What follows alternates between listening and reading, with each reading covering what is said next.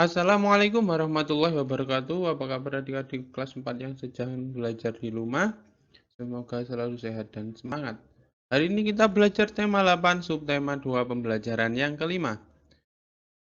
Yang menjadi fokus bahasan kita kali ini adalah yang pertama SPDPKD 3.3 hingga 4.3 mengenai gerak tari kreasi yang bersumber dari tari daerah. Yang kedua adalah PPKN-KD 1.3 hingga 4.3 mengenai menerapkan keberagaman karakteristik dalam kehidupan sehari-hari. Sedangkan yang ketiga adalah Bahasa Indonesia KD 3.9 dan 4.9 mengenai meringkas cerita fiksi.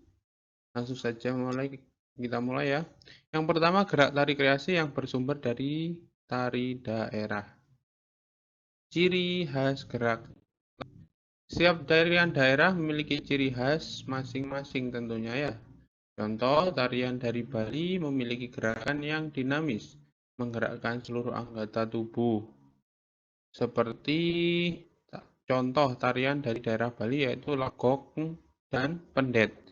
Jadi di Bali itu ada tarian yang berciri menggerakkan seluruh tubuhnya ya, mulai dari kepala, tangan, badan, dan kaki, bahkan pandangan mata ya.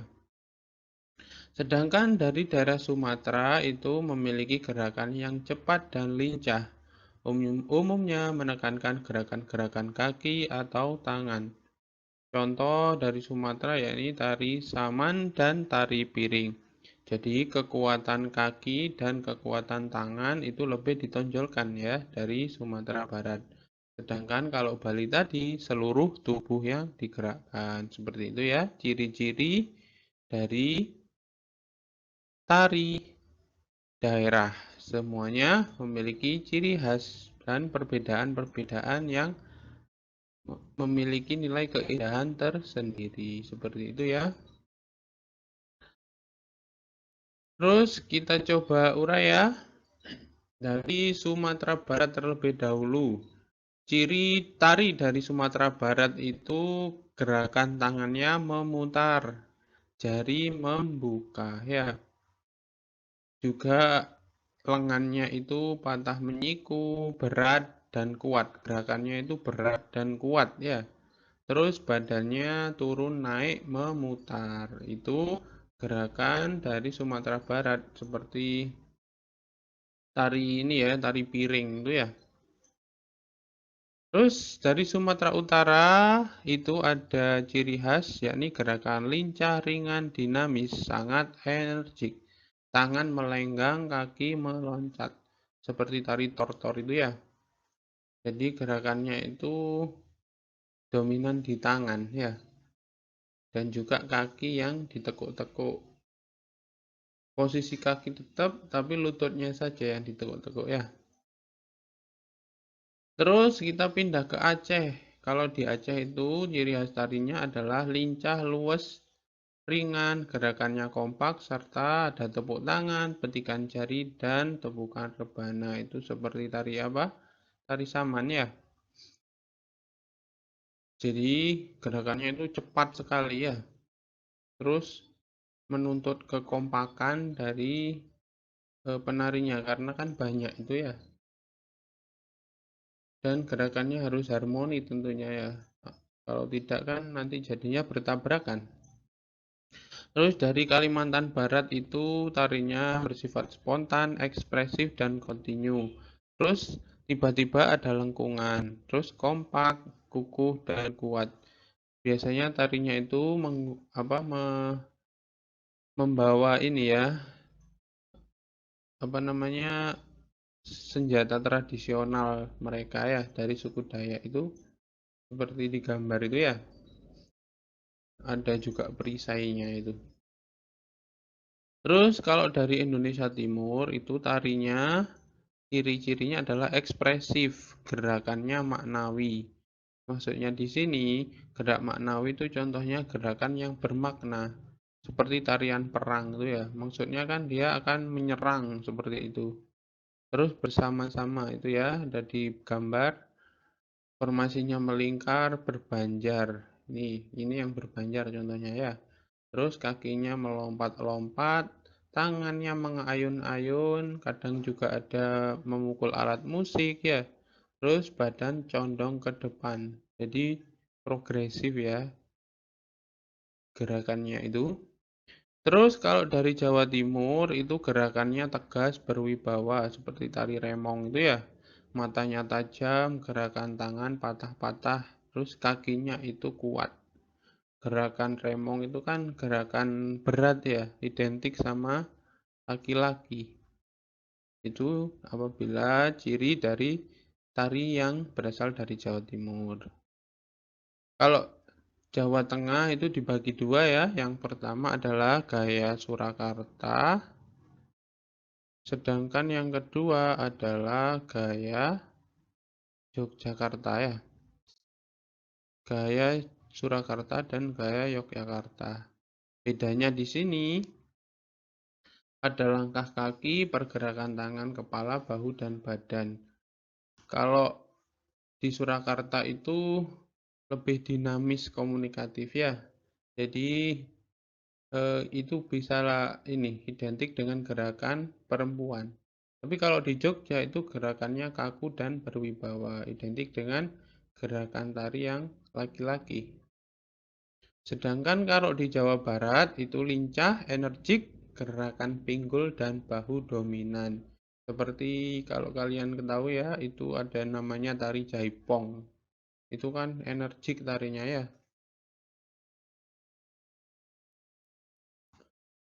Gerakan-gerakan tari daerah tersebut dikembangkan jadi tari kreasi daerah. Seperti kemarin kita sudah praktek ya, ada yang namanya tari apa?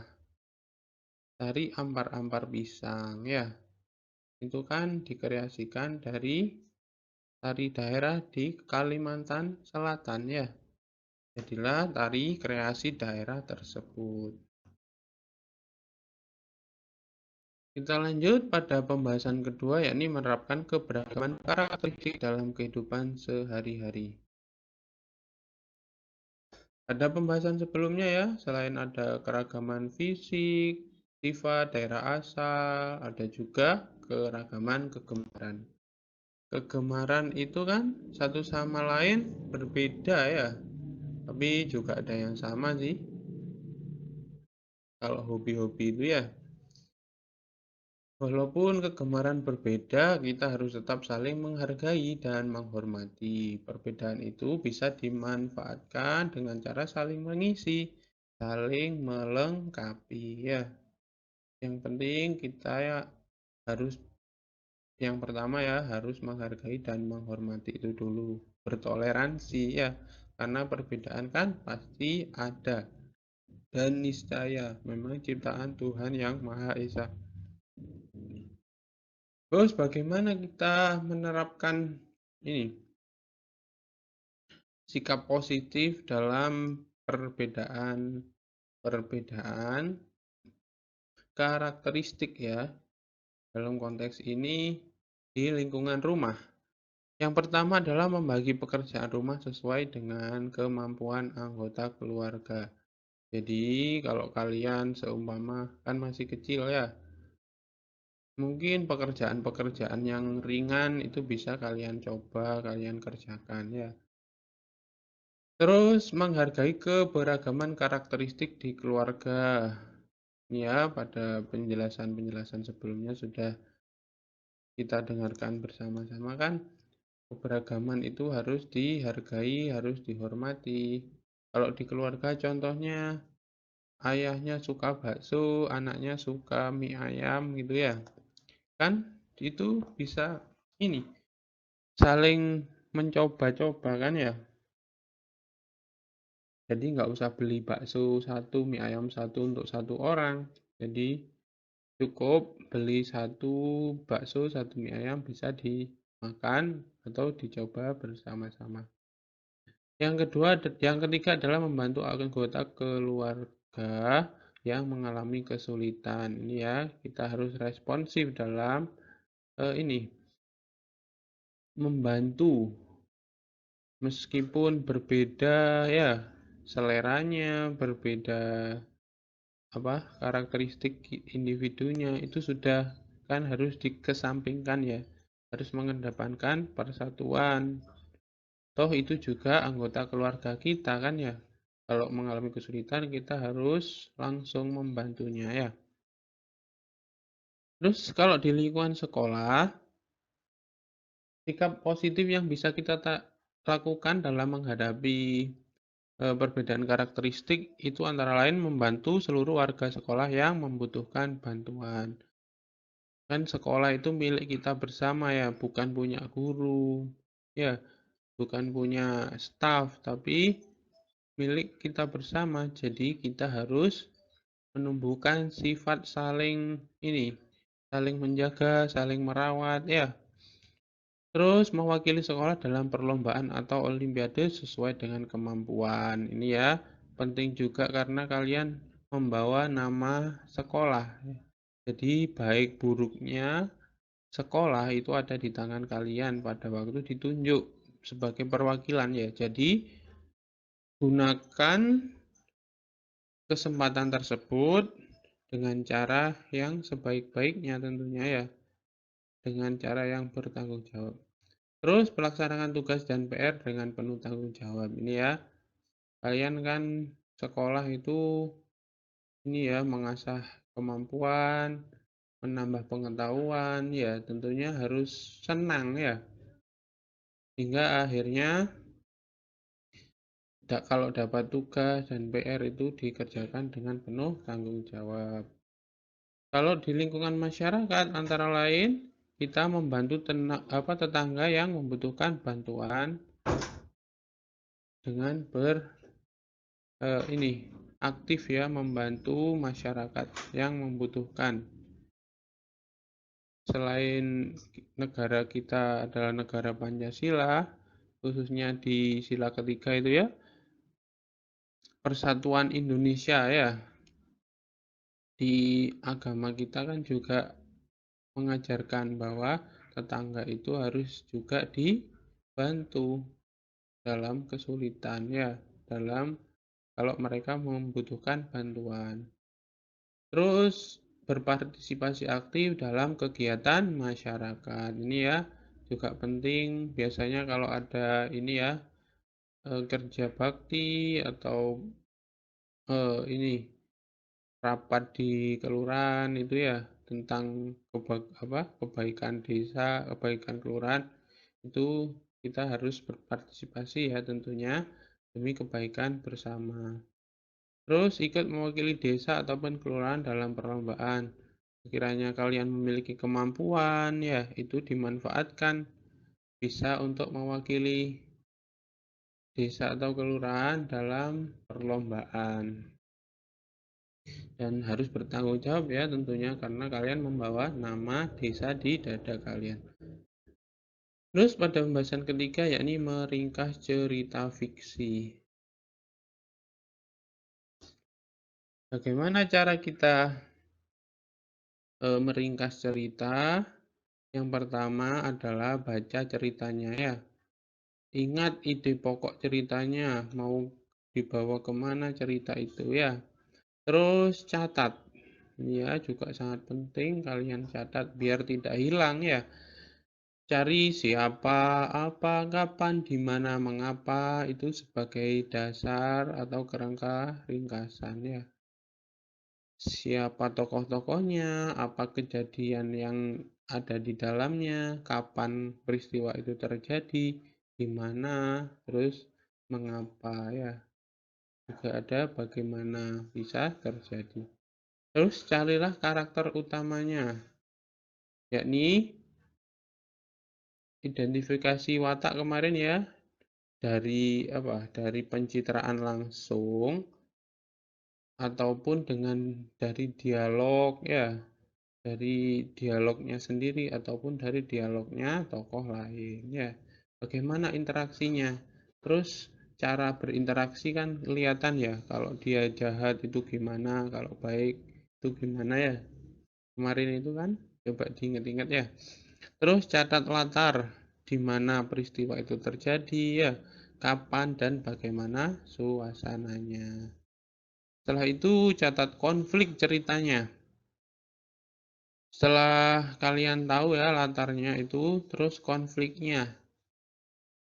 Kalau kalian ini ya biasanya eh, ingin mengetahui pesan itu biasanya ada di konflik ini. Bagaimana sih menghadapinya itu nanti menjadi amanat ya. Apa tokoh utama itu mengalami apa ya, peristiwa apa itu, terus bagaimana cara penyelesaiannya itu akan menjadi yang namanya amanat ya. Terus catat kejadian utamanya. Terus peristiwa yang memperdalam konflik itu apa? Nanti ada cara penyelesaiannya kan ya setelah konflik itu. Nah, itu yang akan menjadi pesan yang kita ambil, yang akan kita jadikan pelajaran dalam kehidupan tentunya kan ya.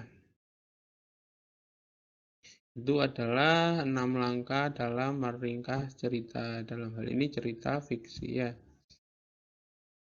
Coba kalian baca ya di buku kalian ada legenda Sungai Landak. Atau juga bisa baca di sini ya. Kalian ketikkan ini di handphone kalian sendiri-sendiri ya.